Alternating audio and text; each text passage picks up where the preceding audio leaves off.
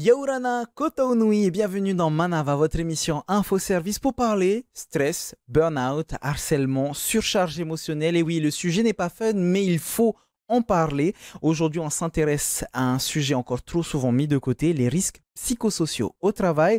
De plus en plus d'acteurs se mobilisent pour mieux les comprendre et surtout les prévenir. Alors, comment détecter ces signaux d'alerte et surtout comment y faire face ensemble?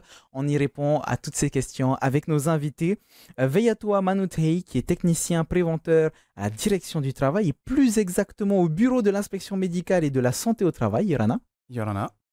Nous avons aussi Terei Mareva Mahutu, psychologue du travail au libéral, Irana. Yorana.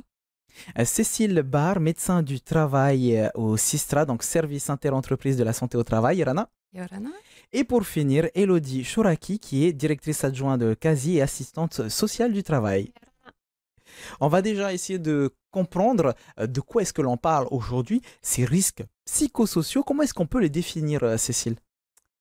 Alors, les risques psychosociaux, c'est tout ce qui, dans l'organisation du travail ou dans les relations de travail, peut être source de souffrance ou de stress et à l'origine de problèmes de santé, à la fois santé mentale, santé physique, santé sociale.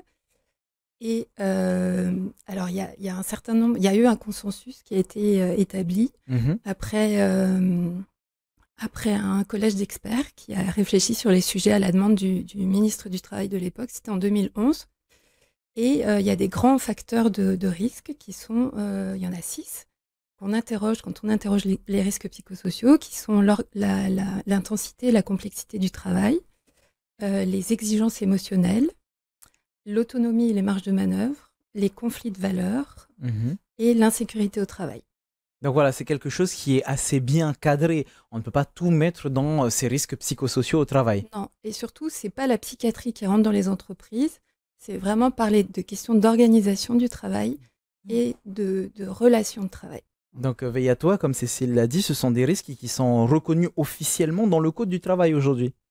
Alors, disons d'une manière ou d'une autre, oui, au travers de l'obligation de l'employeur d'évaluer les risques au sein de son entreprise, autant pour la sécurité que pour la santé physique et mentale. Donc, on est dans ce cadre-là.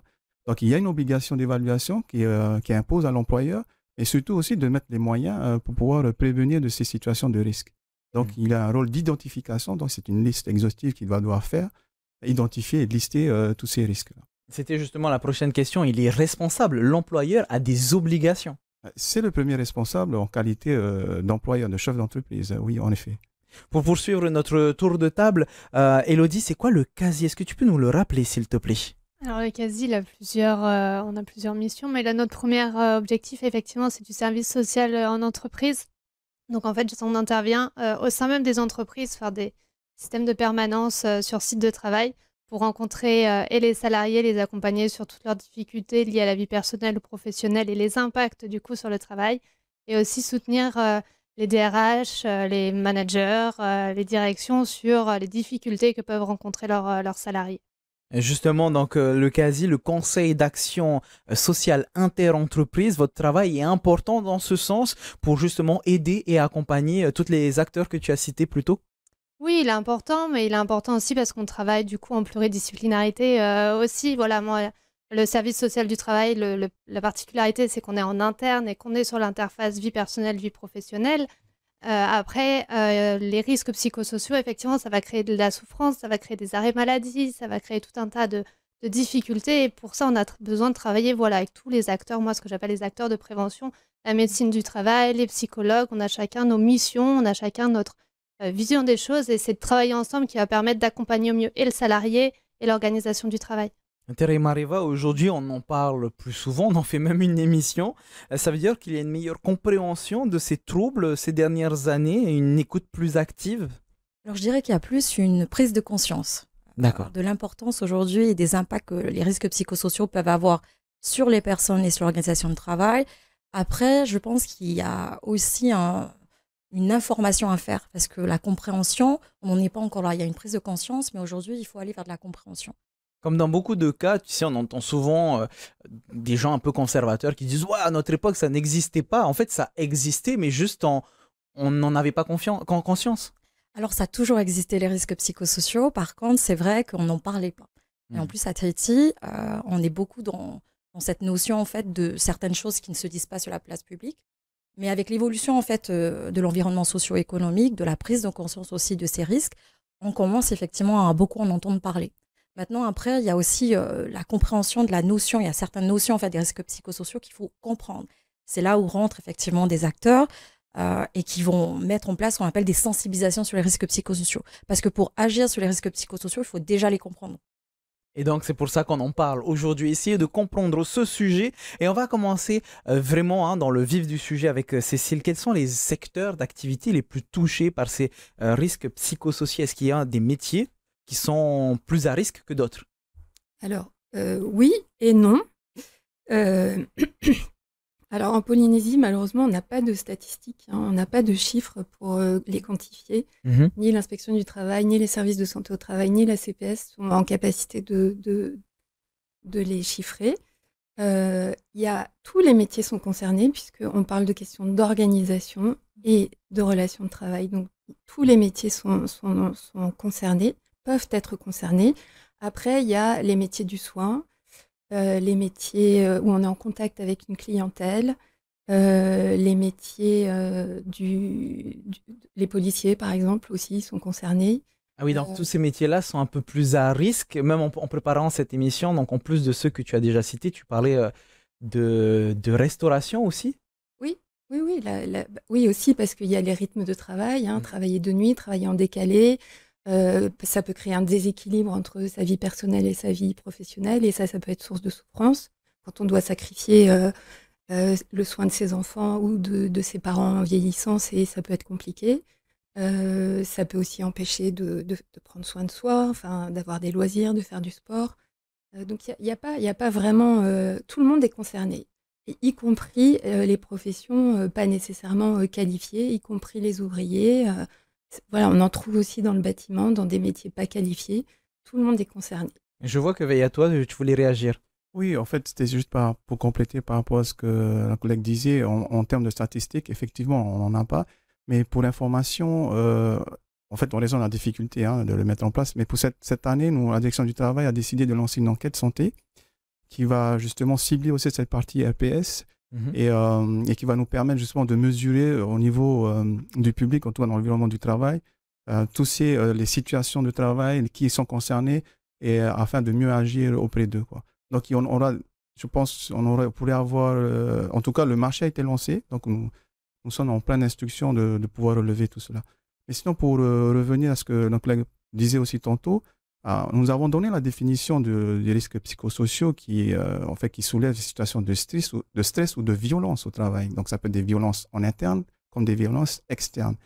Dans le cadre de la prévention des risques, et ça va permettre à l'employeur d'identifier, au fait, dès qu'on parle de stress ou de violence, c'est que quels sont les postes de travail dans mon entreprise qui sont sujets à ces situations de stress ou de violence, que ce soit en interne ou en externe. À partir de là, il va commencer à pouvoir identifier ces postes et à mettre le doigt dessus, tiens, non, là, il y a une souffrance au travail, il faut agir. Donc voilà la méthode qu'il devrait employer, en tout cas en termes déjà d'identification de postes. Justement, parmi toutes ces obligations, tu viens d'en parler déjà là, mais est-ce qu'il y a des responsabilités vis-à-vis de la mise en place de certaines choses pour éviter que les employés soient dans ce stress constant, par exemple? Alors, la responsabilité, c'est ce que j'ai partagé tantôt, ça relevait du Code du travail qui stipule bien que l'obligation de l'employeur de préserver de la sécurité des travailleurs, mais aussi au niveau de la santé. On a parlé de santé physique et mentale. Donc, ça rentre dans ce cadre d'obligation. Il a l'obligation de moyens, mais aussi de résultats aujourd'hui. Ça passe par quoi concrètement? Puisque là, on comprend sur la théorie, sur le papier, mais ça passe par quoi? Comment faire en sorte que justement ces employés se sentent mieux? Alors, il y a des bonnes questions. Alors, le Code du travail donne quelques outils, notamment des instances, à savoir le comité d'hygiène et sécurité, de conditions de travail, qui permet, c'est des partenaires, en tout cas des employeurs, qui permettent justement de porter ce sujet-là. Il y a aussi une organisation de travail qui peut mettre en place, qui permet un pré-diagnostic. Donc, dans ce pré-diagnostic, il va mettre des indicateurs. Et ces indicateurs-là, il y en a pas mal. Donc, ça va être des indicateurs au niveau ressources humaines, des indicateurs au niveau santé et sécurité, ça va être des indicateurs au niveau climat social, ça va être des indicateurs au niveau de rythme de travail, etc. Donc, ce sont des indicateurs qu'il peut mettre en place et qui lui permettent justement de détecter au préalable en interne des situations de souffrance. Donc, tous ces outils-là. Après, il y a d'autres outils aussi à sa disposition, à savoir qu'il peut décider de mettre en place des formations, donc en premier secours de santé mentale, où le collègue de travail va devenir le préventeur, celui qui va détecter. Cette formation a un peu pour objectif justement de pouvoir détecter auprès de ses confrères une situation de souffrance où il va pouvoir finalement le signaler après auprès de sa hiérarchie. Donc oui, l'employeur n'est pas démuni, au contraire, il a des outils où il peut agir. Je vois que tu veux pouvoir réagir à ce que vient de dire toi, Elodie. Oui, pour compléter, effectivement, les employeurs ont cette obligation aussi du document unique des évaluations des risques professionnels, ce qu'on appelle le DUERP, sur lesquels il y a tous les risques qui sont inclus, notamment les risques psychosociaux, effectivement, et on les accompagne de plus en plus sur comment ça s'analyse, comment on met en place les risques psychosociaux, on les fait inclure dans le document unique, et ça passe effectivement derrière en CHSCT pour permettre de décliner les mesures après qu'on les ait travaillées en collectif aussi auprès des services. Donc l'idée, c'est de mettre des actions aussi qui sont concrètes, faciles à mettre en place, sur lesquelles les impacts peuvent être importants rapidement. Cécile, tu voulais réagir ? Oui, tout ce qui peut faciliter les choses. En dehors de l'évaluation, ça c'est très important d'évaluer parce qu'après on peut agir. Mais c'est tout ce qui va donner du sens au travail, tout ce qui va faciliter l'équilibre vie personnelle, vie professionnelle. Donc peut-être mettre en place des horaires plus flexibles, du télétravail, tout ce qui est reconnaissance aussi, valorisation du travail, d'écouter aussi ce qu'ils ont à dire, de donner de l'autonomie parce que les gens sont experts de leur travail et c'est important qu'ils aient la main sur ce qu'ils font. Voilà, tout un tas de petites choses qui sont pas bien définir une fiche de poste pour que les postes soient bien clairs, que les objectifs soient clairs, soient atteignables, qu'il y ait du soutien aussi de la part de la hiérarchie, encourager ça. Tout ça, ça fait toujours plaisir quand on a le soutien de sa hiérarchie. Bien sûr, de la bienveillance, et aussi faciliter l'entraide entre collègues, pouvoir te remplacer ou t'aider si donc un petit peu de polyvalence. Enfin, repérer aussi les moments où ça peut être stressant parce qu'on sait que la charge de travail, typiquement dans l'hôtellerie, il y a des périodes de creux, des périodes de... Donc comment on l'organise, Ça fait partie des signes. Ça fait partie des signes, Terry Mareva, qui reviennent le plus souvent chez les personnes qui sont en souffrance ou en détresse ou en mal-être. Alors, il y a plusieurs signes. La liste, elle n'est pas exhaustive, mais c'est vrai que première chose peut-être sur laquelle je vais appuyer, déjà, il faut reconnaître un changement soudain et inhabituel. Quand on veut détecter un mal-être en fait chez un collaborateur, que ce soit un manager, que ce soit la direction, que ce soit entre collègues, déjà, il faut être attentif à un changement soudain et inhabituel. Donc, par exemple, je fais cette émission tous les jours avec le sourire. Si du jour au lendemain, je fais la tronche, c'est qu'il y a quelque chose qui ne va pas. Voilà, ça ne veut pas forcément dire que c'est du mal-être, mais ça démontre effectivement qu'il y a peut-être quelque chose qui ne va pas. Ok, je te rassure, il n'y a pas de mal-être ici. Ensuite, d'autres signes peut-être. Après, il va y avoir aussi, la première chose qui va se passer, ça va être effectivement une augmentation du stress, le trouble du sommeil. Le trouble du sommeil, en fait, c'est très important parce que ça va vraiment avoir une action sur tous les autres signes. C'est-à-dire que si je ne dors pas bien, je vais développer ce qu'on appelle une dette du sommeil. Cette dette du sommeil va agir sur le plan physique, cognitif. Donc à la base, c'est physiologique avant de devenir psychologique. D'accord. Donc on va se réveiller, on va être plus fatigué, on va être moins concentré, on va faire beaucoup plus d'erreurs.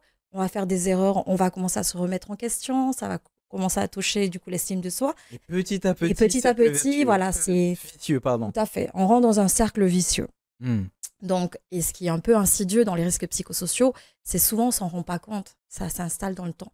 Et c'est parce que ça va s'installer dans le temps en fait que ça va devenir vraiment problématique.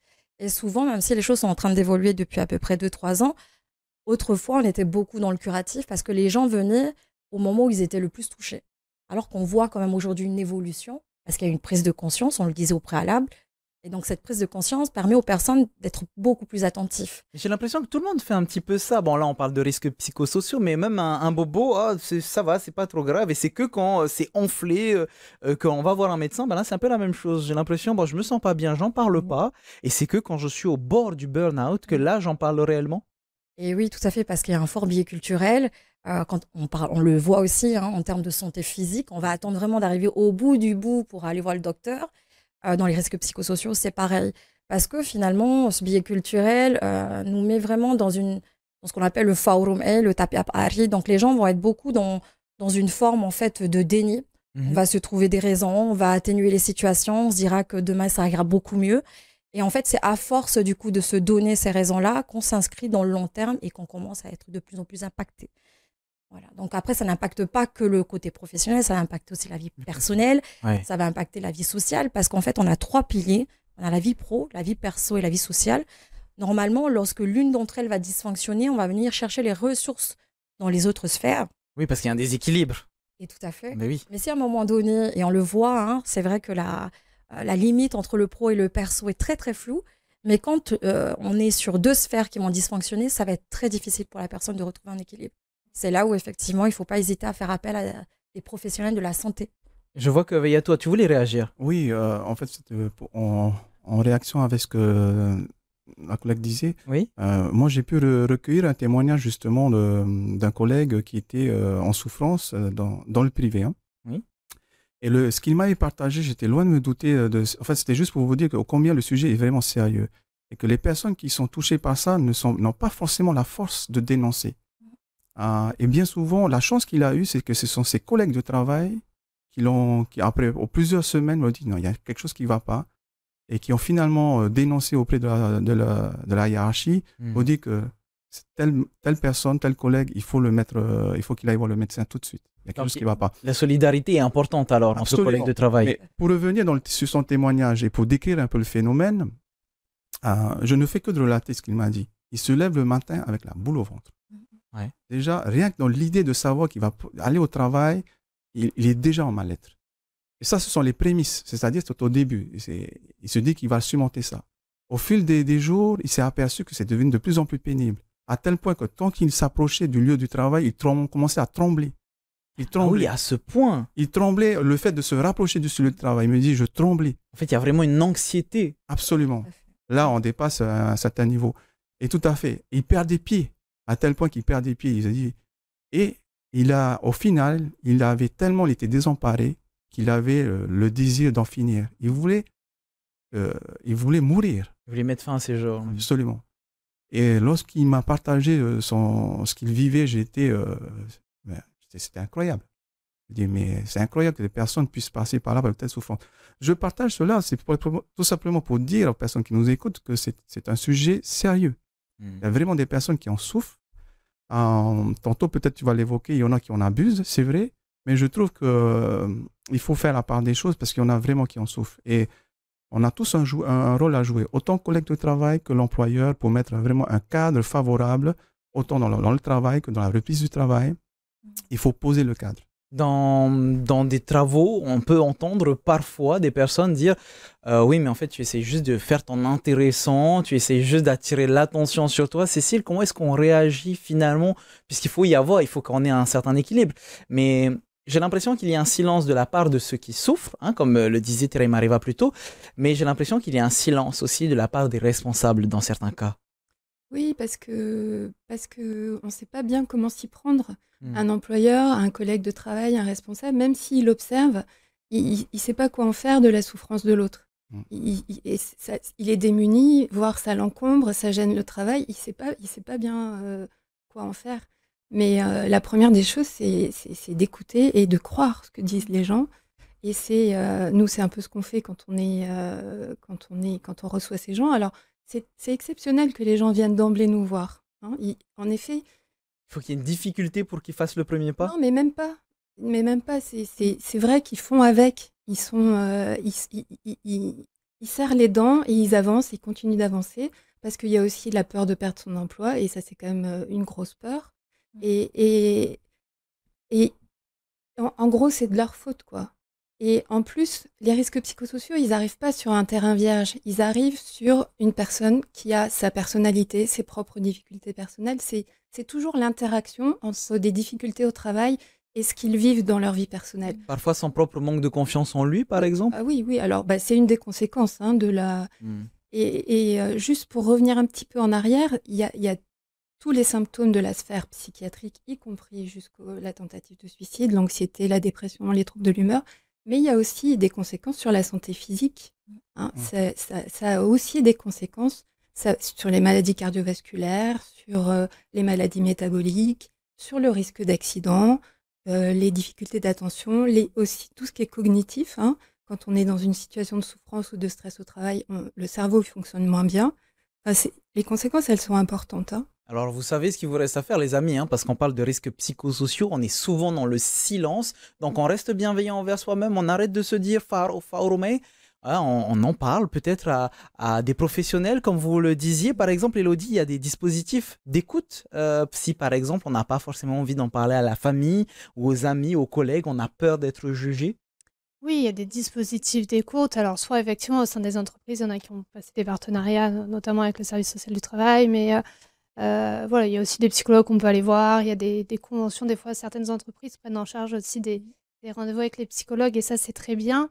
Après, il y a un rôle aussi, à mon avis, à jouer de la part des managers et des directeurs RH, etc. Moi qui interviens pour le coup sur l'entreprise, je passe beaucoup de temps à leur dire, voilà, les signes, comme tu disais, les signes au final, c'est vous les collègues qui les détectez, quand vous voyez qu'il y a un changement d'humeur, de façon d'être, etc. Il faut le signaler, il faut en parler. Alors en toute transparence, effectivement, avec le salarié, pour pas que ça soit trop violent non plus quand on l'oriente ou quand on le reçoit. Et je pense que voilà, il y a aussi cette interface très importante dans l'accompagnement des risques psychosociaux et la prise en charge avec oui, les managers, les services RH qui n'hésitent pas, en tout cas, même de façon anonyme des fois, à en parler. C'est aussi qui ont les remontées par rapport aux absentéismes, quand on a de nombreuses absences, qu'ils soient perlées, donc ponctuelles, enfin régulières mais petites, ou des grosses absences. C'est des signaux d'alerte, donc il faut aussi les prendre en compte et pas hésiter, oui, à travailler avec l'ensemble des acteurs pour que chacun puisse voilà, apporter une réponse ou en tout cas proposer un accompagnement et éviter que les personnes se sentent seules dans leurs problématiques. Peut-être c'est à nous aussi, professionnels, des fois d'aller vers eux. Comme vous pouvez le voir, hein, cette émission, il y a beaucoup de choses à dire. J'avais une vingtaine de questions à vous poser et finalement, on en est à peine sur une dizaine parce qu'il y a beaucoup d'éléments à partager, de choses à dire. Le biais culturel, comme tu disais tout à l'heure, hein, Tere Mareva, le hatane, le faorumei pour certains, le tapé à Paris, ça continue encore aujourd'hui à se répandre. Est-ce que le silence commence à partir ou est-ce qu'il y a toujours des difficultés? Est-ce qu'il y a des changements? Alors c'est très fort parce que c'est ancré dans nos pratiques. Il faut savoir quand même qu'à la base, c'était dans la culture polynésienne, c'était une force. Aujourd'hui, dans les risques psychosociaux, c'est devenu vraiment un point de vigilance. Ensuite, il y a une notion, je pense qu'il faut raccorder à tout ça, la notion de honte aussi. Les gens ont parfois honte aussi d'exposer leur situation. Ils ont le sentiment effectivement de ne pas être compris, pas suffisamment être accompagnés. Le peu de personnes qui ont pris finalement le devant pour se signaler, des fois ont regretté d'avoir fait cette démarche-là. Ok, bien devant ton micro, excuse-moi. Même si effectivement aujourd'hui les choses ont évolué. Mais c'est vrai qu'il y a une notion de honte en fait derrière. C'est pour cela, du coup, Cécile parlait de bienveillance. Je pense que dans les actions, il y a cette bienveillance à avoir. Mais cette bienveillance, elle peut être là aussi à partir du moment où on va mettre tout le monde en action et on va être dans une compréhension des enjeux de chacun. On parlait de managers. Effectivement, les pratiques managériales aujourd'hui ont une forte incidence sur les risques psychosociaux. Mais statistiquement, si on reprend les statistiques européennes, ce sont les managers qui sont le plus impactés par les risques psychosociaux parce qu'ils sont, pour moi, je dis ça en effet sandwich. Donc, entre les exigences de la direction et les besoins des collaborateurs qui sont parfois très difficiles. Donc, parfois, en aidant finalement, en donnant des astuces ou ne serait-ce qu'en donnant un espace de parole où les gens peuvent parler de ces difficultés, collaborateurs, managers ou direction, peu importe, on arrive des fois à mettre des mots et on arrive à créer une compréhension commune. Très rapidement, puisqu'on est déjà sur la fin de l'émission, il nous reste à peine une petite minute. Est-ce que tu aurais un conseil à donner éventuellement à ceux et celles qui nous regardent, qui sont peut-être touchés de près ou de loin par ces risques psychosociaux? Est-ce qu'il y a un petit changement simple qui pourrait finalement faciliter la vie de tout le monde? Par exemple, la communication. Tout à fait, il y a la communication, mais surtout, il faut en parler. Il faut en parler, il ne faut pas hésiter à se faire aider. Ne pas avoir honte. Ne pas avoir honte et aller chercher de l'aide surtout. Ne pas rester dans son coin, ne pas faire room A et en parler autour de soi. Voilà, ça c'est très important, je pense. Cécile, pour terminer? Oui, alors, une des personnes à qui on peut parler, c'est le médecin du travail.